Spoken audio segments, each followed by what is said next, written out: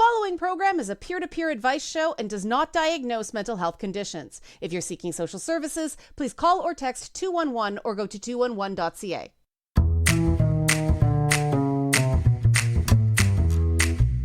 Hello, listeners around the world on radio, streaming, and podcast services. This is It's Not Therapy. I'm Leanna Kersner, and I'm not a therapist, but I am your source for navigating the madness of mental health using my top 10 sayings for going good crazy. This episode, we're talking about the unique challenges facing women leaders. My guest this week is Megan Della-Camina, founder and CEO of Women Rising, and she's here later to share her experience and wisdom. And some of you have stopped listening. I get it. Some of you are sick of hearing about this. Talking about the unique challenges that women leaders face doesn't mean men have no challenges. This isn't a zero-sum game.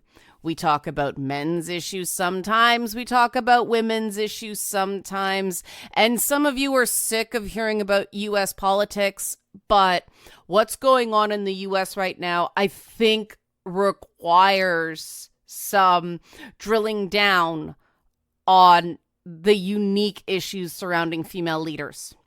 The attacks against Kamala Harris are the best example I've seen in a long time, well, since Hillary Clinton, of the imbalance in assumptions between men and women leaders.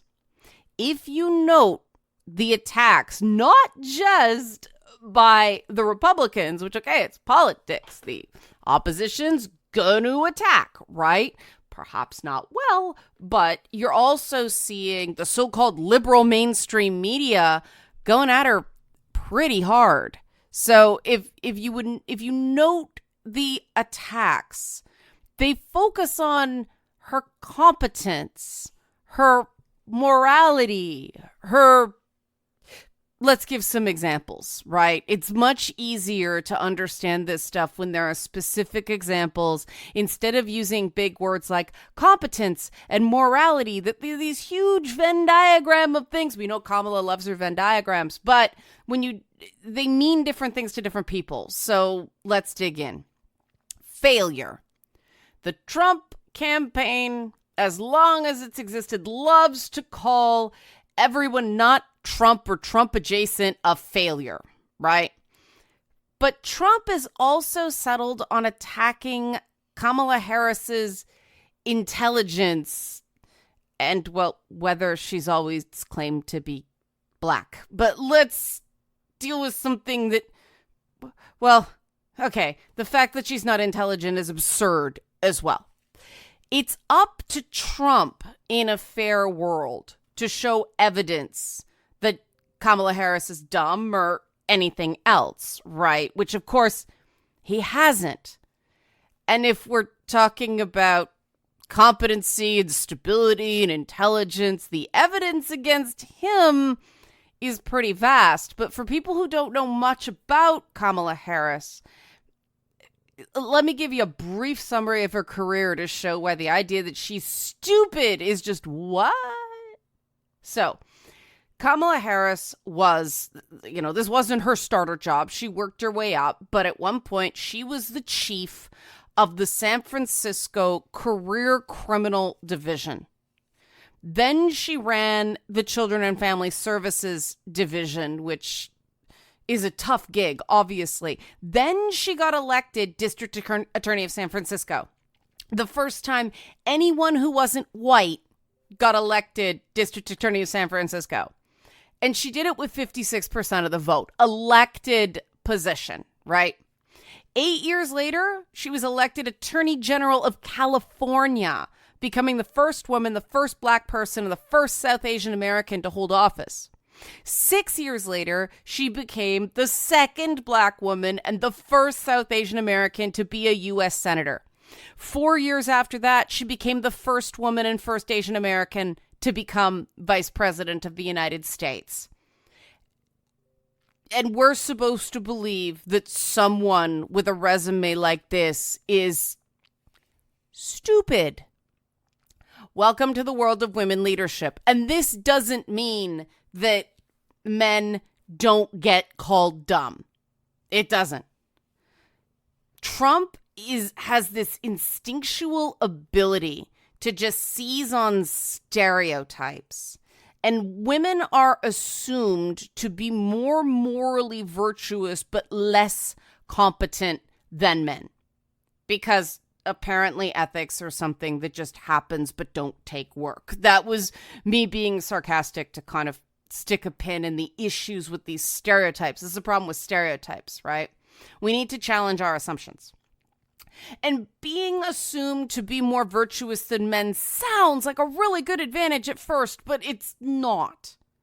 Because a single less than virtuous action destroys that presumption of morality. That's what we mean about knocking people off of pedestals. They're just humans. They're always just humans. They make mistakes, right? One mistake doesn't make them evil. But even left-wing activists, when she ran for president and she was on the ticket for vice president, even left-wing activists who like her a lot better now, but still they blamed her for laws that she had to abide by as Attorney General, even though the Attorney General doesn't make those laws.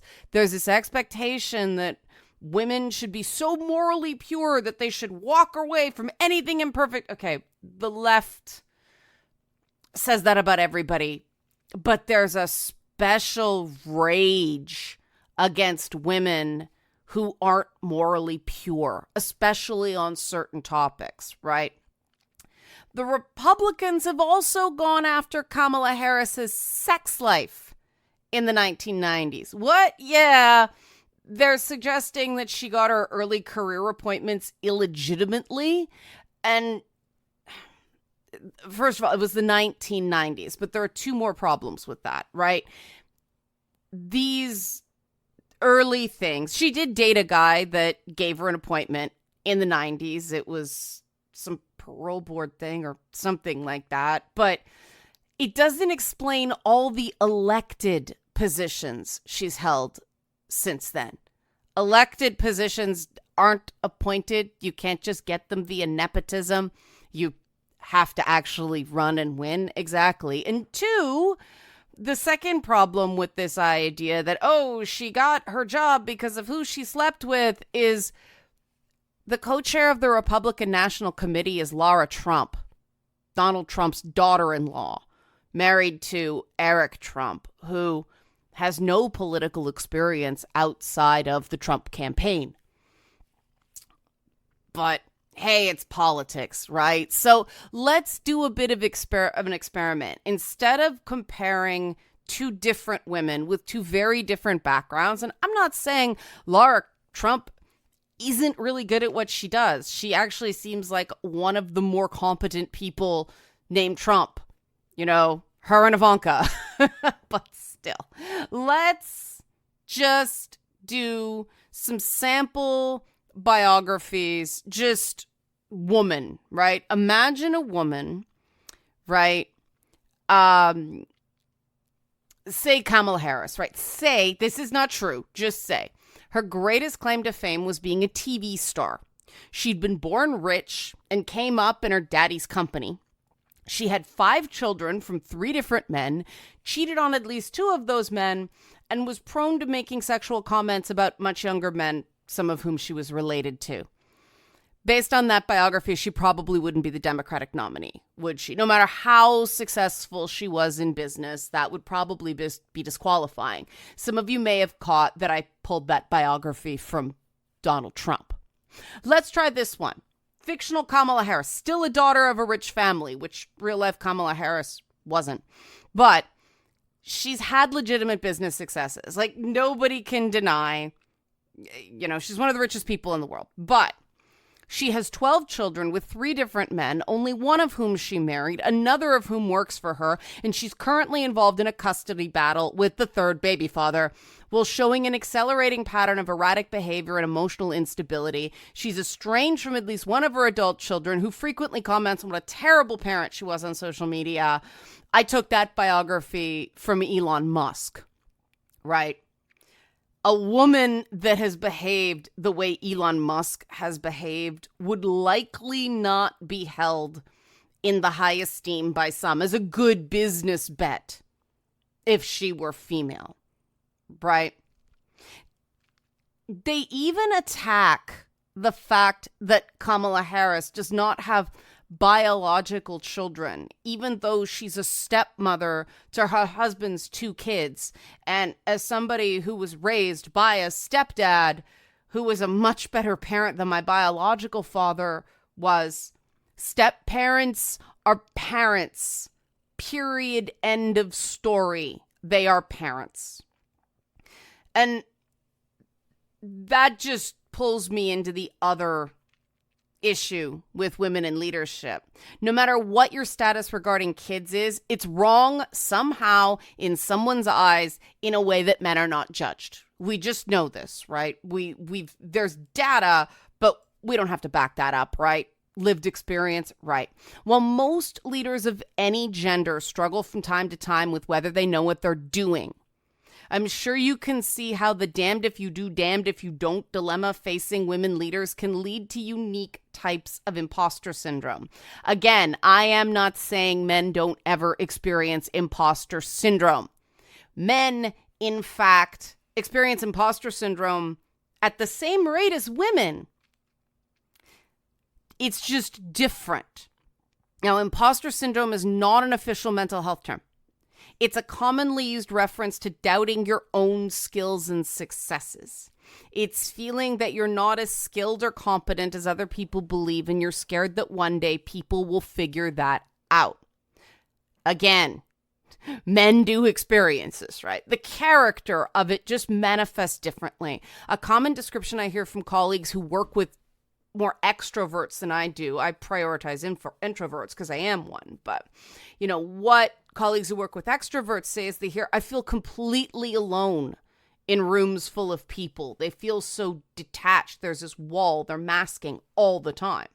Me, I hear from the introverts I work with this phrase: if people knew me, they'd hate me. This comes from male clients, right? Now, women have different subtypes of imposter syndrome that our guest this week has written an upcoming book about. The super talented and accomplished Megan Della-Camina is going to be on It's Not Therapy after the break to talk about women rising. Thanks to everyone who's been supporting this show. We are on 101 episodes now. Leanna at nottherapyshow.com. Not Therapy Show is the website. Fill out the contact form. Join the mailing list while you're there at Not Therapy Show on socials. We'll be back with Megan Della-Camina talking about women's leadership and imposter syndrome after the break on It's Not Therapy. The following program is a peer-to-peer advice show and does not diagnose mental health conditions. If you're seeking social services, please call or text 211 or go to 211.ca.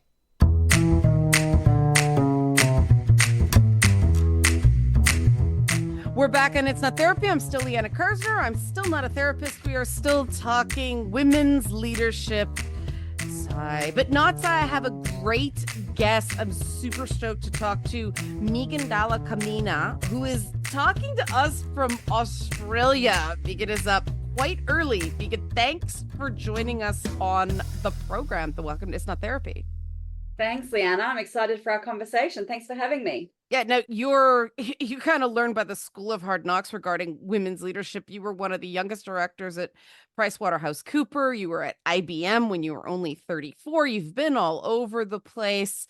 What you talk in the book Women Rising that's coming out August 28th down under where you are in Oz, and then October 7th in Canada and the US. You talk about social conditioning in women, and this is where I want to start. It's very real, but it's kind of like air. We breathe it, but we don't see it. So where do you want to begin there? What do you mean about these paradoxes of womanhood, the social conditioning, and how it holds women back in leadership and career? Yeah, well, let's start there. Just a small topic. Yeah. So in the book, I talk about 3 things. I talk about the forces that hold women back, like what's external to us, the patriarchy, societal expectations, what I call the paradoxes of power, the things that significantly can impact women's career leadership and life success. Our definition of woman, how we feel about ourselves, how we show up in the world, but that we rarely talk about it. And for so many of us as women, and this was my experience, growing up and also then, going into corporate life until I had a major burnout, I didn't see it. Mm-hmm. Like it was just like we're like the fish in the water. We Yeah. don't know we're just swimming in it. Well, that's the patriarchy. And I wanted to get really thoughtful and specific about how does that show up and impact women. Mm-hmm. And that's why I really unpacked the 6 paradoxes of power, so that we could really look at, well, what is the leadership paradox? How does that impact women? What's the confidence paradox? What's the empowerment paradox, etc.? Because I find that when we're talking about things that hold women back, particularly in the workplace, we talk about targets and quotas and, Mm-hmm. diversity panels and all of the things, and yet we're still here, right? Like we're Mm-hmm. still in a very similar position we were to a decade ago. And we can't quite get our finger on the pulse of what's going on. So I wanted Mm-hmm. to go under the surface and look at like what's actually going on in women's lives, their lived experience, and how does that show up so that we can talk about it and then address it. Yeah, because I mean, cutting to the chase, it's basically leadership isn't feminine. Power isn't feminine, right? Yes. The minute you step into one, you have to sacrifice the other. My background is sort of, I was never terribly ladylike, much to my mother's chagrin, but those things did me well when it comes to leadership, but really left me feeling, like a failure as a woman. And Yes. so we can't win no matter what we do. And no single force is doing this to us. It's just kind of everywhere. It's those little tiny things. It's the walls you slam up against. It's the speed bumps you trip over. And none of it's outright stated. Nobody says, hey, you're doing this, this, and this. And you've got a lot of well meaning men, the idea of male allyship. This is one of those things that men can learn about, but they can't really experience unless, of course, they're, a transgender man and we're socialized female. So what's an example of these paradoxes for people to give them a baseline of what you're talking about? How do these things manifest in the lives of a woman leader? Yeah, so great. So let's start with the leadership paradox, and you've just segued it beautifully, right, with Mm-hmm. your explanation. So the leadership paradox I describe as when women get told, we want you to lead, but not like that. We want Uh-huh. you to be a leader in our organization. We profess that we want gender balance in leadership, but when women show up and lead as their authentic selves, then they hit up against the double bind and the likability penalty. Like women can be competent or likable, but rarely both. Mm-hmm. Women show up with their feminine traits, trying to lead authentically, but in a very typical definition of leadership, which is male and masculine, which is Mm-hmm. not men's fault, by the way. It's just the way it's been crafted for decades and decades. Mm-hmm. And then women, get told subtly and sometimes not so subtly, oh, you're too aggressive, or you're Mm-hmm. too soft, or you're too strong, or you're too abrasive, or, you're too kind to be a leader and you need to toughen up. There's all of these messages that women get fed every single day that, number one, strip them of their confidence, Mm-hmm. that make them feel like an imposter, because a lot of the time it's actually not imposter syndrome, it's imposter system. Like, how can Mm-hmm. you feel confident as a woman in a system that's continually telling you you don't belong here, and that your authentic traits are not welcome here, and like on and on it goes, right? And I experienced this in the latter part of my corporate career. I coach thousands of women every year, and I hear these stories every single day, all Mm-hmm. different types of women, different industries, different cultures, different ages. that bias and that patriarchal and societal conditioning of this is what a leader looks like. Mm-hmm. And if you want to be successful, fit that mold. I, like you, was a very masculine leader for a long time in my career because I thought that's just what it takes. Mm-hmm. Fit that model or you will not fit. Until I realized, into my late 30s and 40s, that there has to be a better way of doing this. And that's what women are seeking. Mm-hmm. And one of the pieces of advice that I say, it wasn't untrue, but it still wasn't great advice I was given when I was early in my career from a female vice president at the media company I was working at, was you have to make them think it's their idea to get Mm. your ideas through. And I said, then how do you get credit for your idea? Shrug. Yes.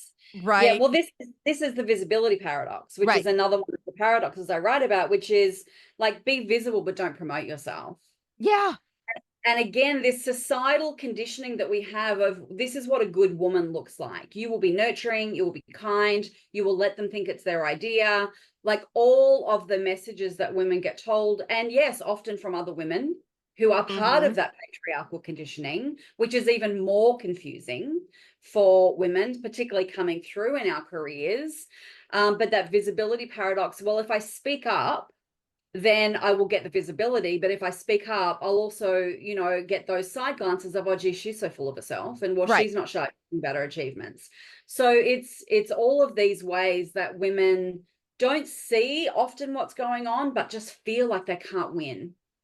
Yeah, well, because it's not just a feeling, right? There is something It's to the this. reality. There Yes. is this kind of box that you're stuck in, and if you're too, uh, if you are too, no, I did this, which is what you're supposed to do, especially now with modern job interviews. This is what I accomplished. This is what I did. Well, then you're arrogant or Yeah. narcissistic. That word narcissist gets labeled with people on a very, very low threshold.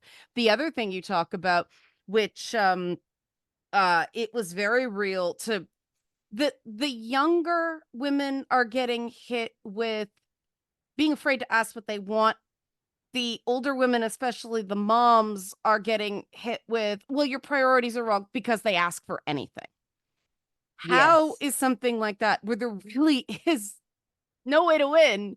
You have to choose how to fail, Kobayashi Maru style from Star Trek. How, just as an example there, how do women navigate that environment where anything you do is going to be wrong to someone? Yeah. And this is where we get to the crux of it. And the whole second part of the book and the third part around understanding the internal barriers, like the inner critic and the stories that keep us stuck, and then the tools to help us rise.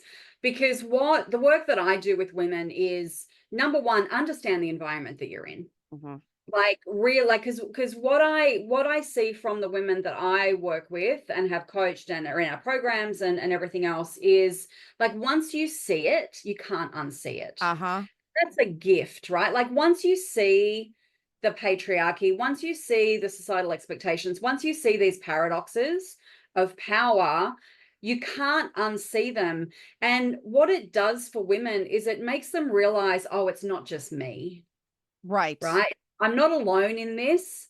All of these things that I was feeling, these aggressions that I experienced, the way that I feel less than, how my confidence gets stripped away, the way I get interrupted in meetings, all of the things, it's not just me.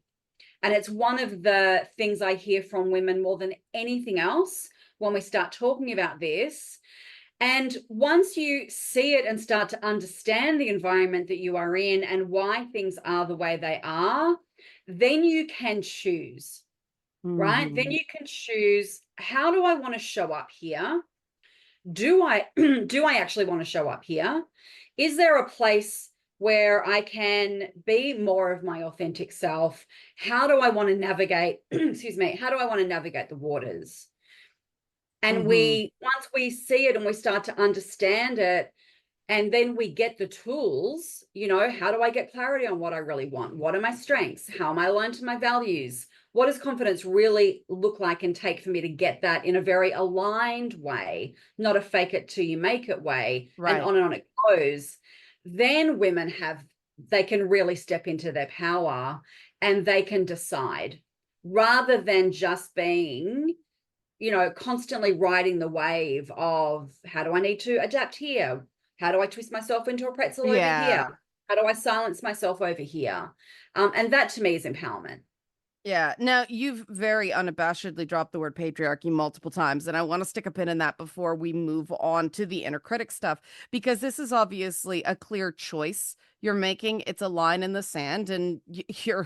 you're smart and you're experienced. You know that some people are going to tune out just based on that word. Why are you choosing to go in this direction with the women's leadership, women rising? Because I think it's a really important conversation, and I was very thoughtful about it. And I've kind of, like, in the book, I soften people into it. Okay. Like, it's not harsh. Um, but I think this is the next conversation that we need to have for all of us, because I'm also very, like, it's a very inclusive book, and I believe we all need to be part of this conversation, all genders, right? Because when we create a better world and a better world of work for women, we create a better world and world of work for everybody, all genders. And the thing about the patriarchy, the way I write about it, that I think is really important, is when it's not blaming anybody. It's not a divisive conversation. It's Hmm. just saying, these are the systems and structures in which we live and work. Right. And when we can see that and understand what that means and how that plays through into these paradoxes for women at work, then we can all have a more open conversation about what is it going to take for us to get to the place that we've been all trying to get to for the last 50 years. Hmm. So that's why I think, patriarchy, that's why I've gone there. And yeah, it's going to be uncomfortable for some people, but even for the men that I work with as male allies, when I start talking about this and I start talking about their privilege and their power, it's like they wake up. It's like, oh, I'd never thought about it like that. And that's what we need to get to positive change. Hmm. Hmm. Okay, that's a good place to take a break. When we come back with Megan Della-Camina, we're going to look at the 13 archetypes of the inner critic, specifically for women. You're not going to want to miss that with Megan Della-Camina. You were the B&T's Woman of the Year and Mentor of the Year in 2023, Megan, were you not? I was. That's very impressive. So this lady knows what she's talking about. So stay tuned. NotTherapyShow.com is the website if you have any questions, comments, concerns, at Not Therapy Show on social media. When we come back, talking women's leadership.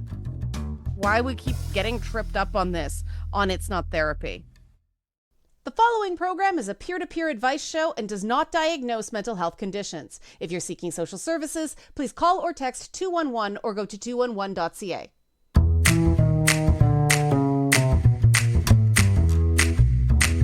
We're back on It's Not Therapy. I'm still Leanna Kersner. I'm still not a therapist. We are still talking women's leadership, women's empowerment in the workplace with Megan Della-Camina, just guru of women's empowerment and the author of the upcoming book Women Rising. That's going to be out in her native Australia August 28th. It's going to be available in the US and Canada on August 7th. I know some of you are listening in Australia, so you can get the book first. But Megan, before the break, we talked about this part of your book that is about, you went Jungian with archetype theory, and you have 13 archetypes of the inner critic specifically for women. And I went into this part of the book with great curiosity. Before we get into what they are, what is the benefit of naming and organizing and giving these things names and faces?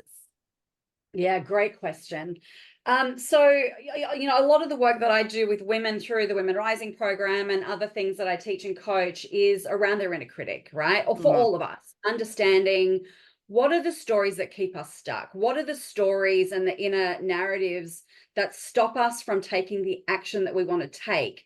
And if we look at the research-based definition of confidence is the ability to turn our thoughts into action. The thing that stops us, the stories in our head, right? Our narratives, our beliefs. And I've been coaching women and teaching women's leadership for over, probably 15 years now in corporate and in my own company. And I wanted to go deeper. Like, I wanted to go deeper into let's not just talk generally about the inner critic and general tools. Let's go in and look at, what are the patterns and the symbols that are deeply rooted in the human psyche for women, the very definition of archetype. So that's why, I took a lot of research. Yes, Jung's work, but also Maureen Murdoch and Marianne Woodman and, and others, and all of the research that I have from tens of thousands of women, and looked at what are those common patterns. And I came up with 13. There could have been more, literally could have been an endless list. I had to do a lot of, rationalizing, but I've come up with the 13 that I think certainly in, working women, this is what I see. Right. And they are, I'm going to just rattle them off for everybody to get a sense. The perfectionist, the beauty queen, the skeptic, the imposter, the people pleaser, the outsider, the comparer, the good girl, the overachiever, the self-doubter, the chameleon, the empath, and the ideal mother. And obviously there's overlap there. You can see one kind of blending into the other, but I found it really interesting the way you separated these things. And it is that paradox of womanhood thing again, right? That all of these things can have pluses. That's where you get into the shadow as well. There's good and bad to all of this stuff, but specifically when it comes to an inner critic, how does something like being an empath lead to that really, really toxic self-criticism? Yes, again, such a great question. So it's looking at, like, all of the archetypes, and our inner critic has a light side and a shadow side, as you mentioned. There are aspects that are really positive and supportive of us, and then there are shadow sides that can derail us or undermine us. So for the empath, as an example, the empath is very nurturing, a great friend, a wonderful boss, really cares about people, can really tap into people's energy and emotions and have a really deep understanding of people. All of those things, light side, beautiful. The shadow side of that, though, for anyone who is an empath, who may relate to the empath archetype, is, we can get emotionally exhausted, mentally drained. We can have a real lack of boundaries. We can feel guilty if we're not taking care of people, to the level that we would like to do. So, it comes down to doing the work around really understanding both sides of that. Yeah. And then looking at, well, we're not trying to ever silence the inner critic. I'm not a therapist, but I've done a lot of work in this space. I don't think that's possible or a realistic goal. No. But we do want to understand how to manage it, recognize the stories when they come up, understand the narratives that are stopping us taking the action that we want to take or taking care of ourselves, and then put, positive strategies in place to really overcome that. Yeah. And one of the things that is the paradox of womanhood that I thought about a lot reading this section of the book was the fact that all of these strengths, right? Having a very high standard, that's a strength. Even being incredibly physically beautiful or virtuous, or even being kind of a renegade or an outsider, all of these things have very, very positive elements to it. Being a great mom is great. Being able to blend in any situation, being open to doubt and criticism. All of these things are good, but I find that women get so branded by this stuff that it's that, phenomenon. We talk about that, morality advantage in the short term, but then women have farther to fall when we tumble off that pedestal with the tiniest little misstep. And yeah, absolutely. And that, absolutely. yeah, and that can be something that's really difficult because sometimes, when it comes to mistakes, Making a mistake is very, very different. And I'm going to use my language very consciously here. Making a mistake in the realm of the feminine is a very, very different thing than making a mistake in the realm of the masculine, in that it is often seen as an intrinsic moral thing as opposed to a learning experience. What do you think about that statement? I think it's absolutely true, and it's backed up by research. Yeah. And I talk about that in the book because, and the mistakes that women make are just across the board, right? Like when a woman steps out of the gender norm and societal expectations of what a good woman looks like, there is a very high price to pay Mm-hmm. that men rarely, I'll choose my words carefully, men rarely have to deal with in the same way. And that comes through in Professor Joan Williams' research that I reference in the book, and 40 years of research that she's done around the penalties that women pay for stepping outside the bounds of being a good woman. Mm-hmm. And all of those gender norms that we associate, and all of this, by the way, follows us into the workplace, of course. Uh-huh. So not only is it a challenge in society in general, but when we then pick that up and put that in a work context, and we're also dealing with the ideal worker model, the ideal leader model, Yeah. masculine male leadership, and then we wonder why we're not further ahead when it comes to our gender diversity and gender balance numbers for women in leadership. Like, is it really such a surprise when Mm-hmm. you really start to excavate all of those aspects, which we don't talk about at work? Yeah, I mean, there's the inherent problem of the archetypes of womanhood outside your book, right? Because when you hear politicians talking about women, it's, oh, there's somebody's daughter, or there's somebody's mother, or there's somebody's wife.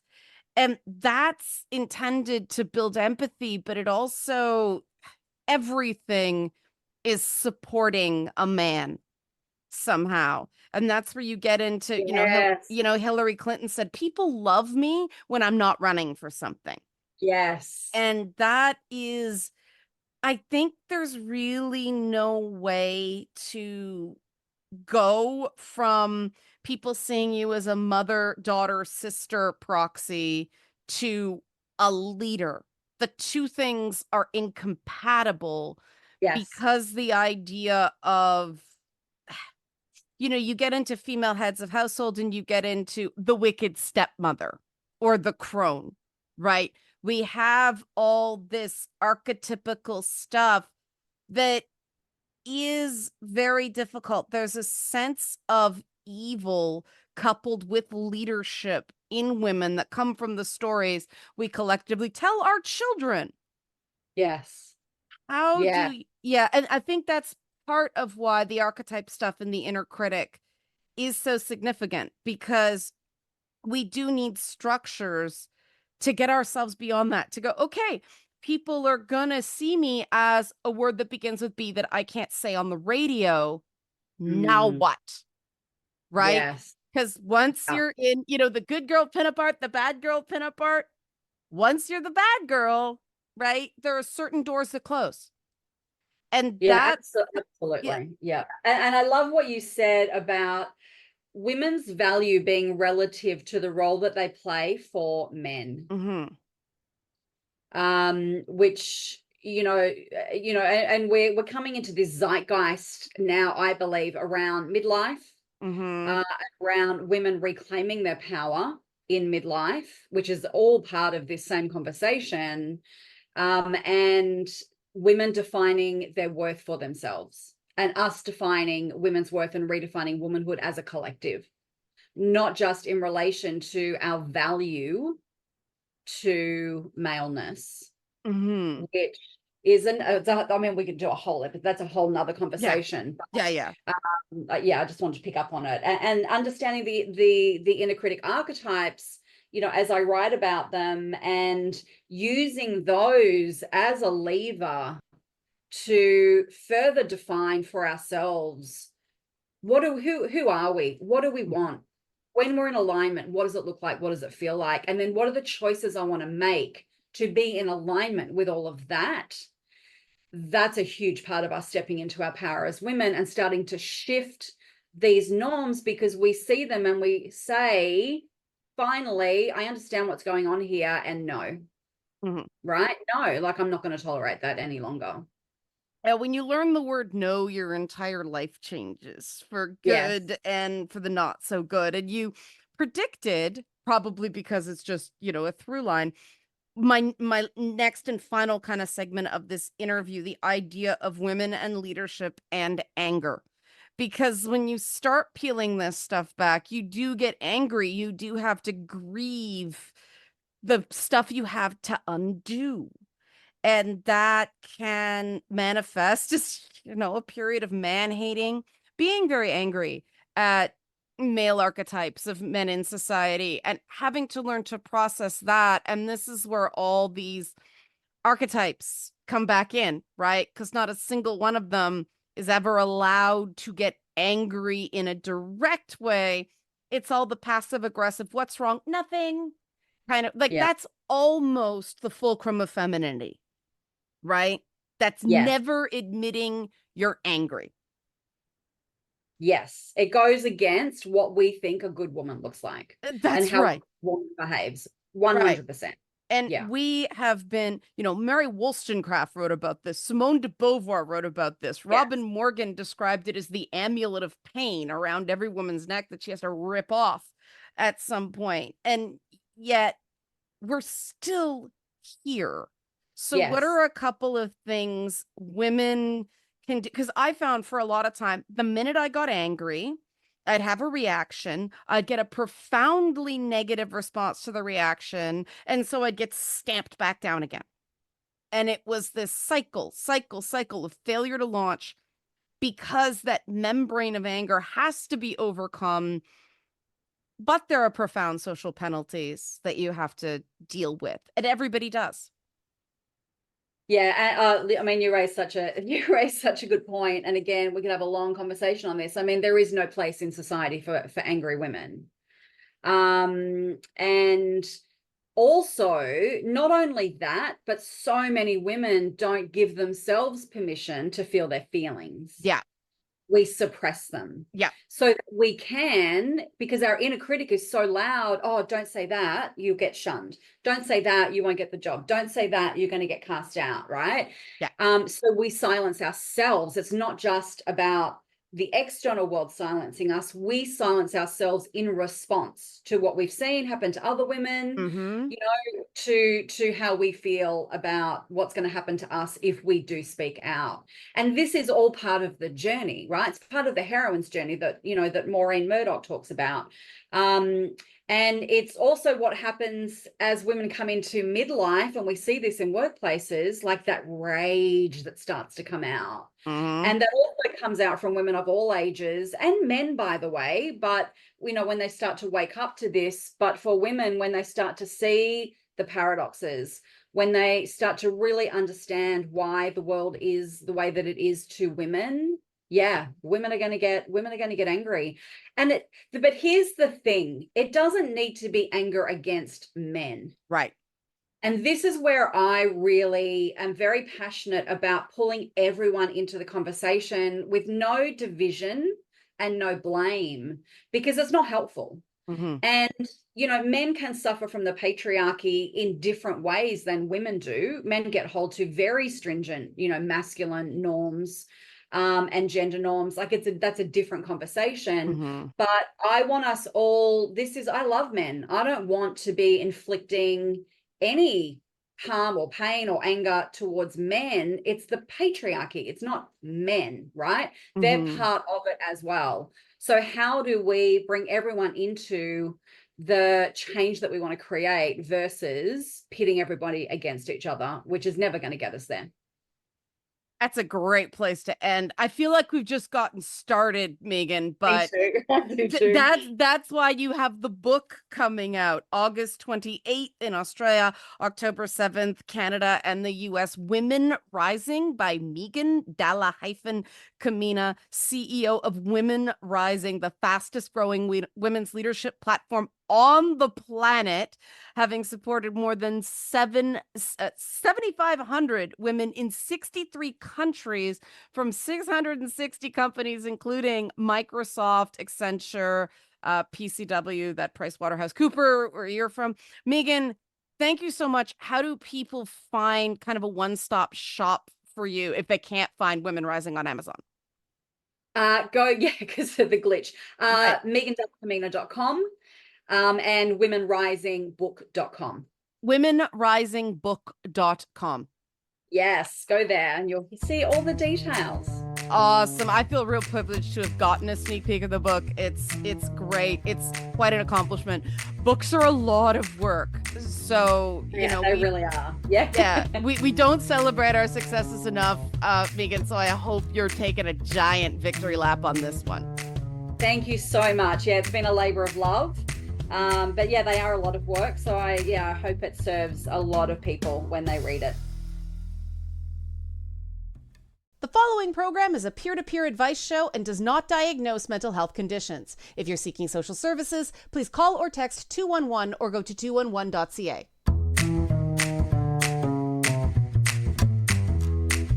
We're back on It's Not Therapy. I'm still Leanna Kersner. I'm still not a therapist. I'm still the lead of this women-run show, and we're still talking about women's leadership after a wonderful, wonderful conversation with Megan Della-Camina.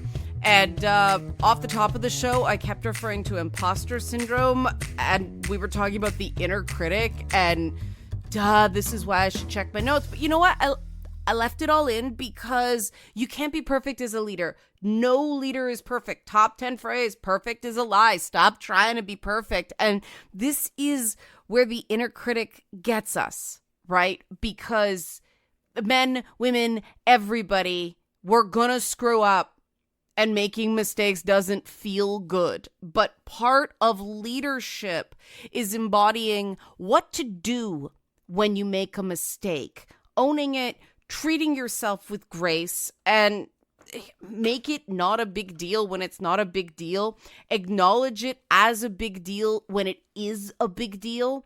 But it's very, very important to feel the negative feelings and to set an example of how to feel negative feelings and still lead.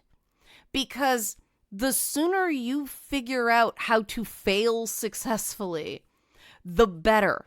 That is truly what makes a leader. The younger people I work with think they need to have everything in life figured out by the time they turn 18.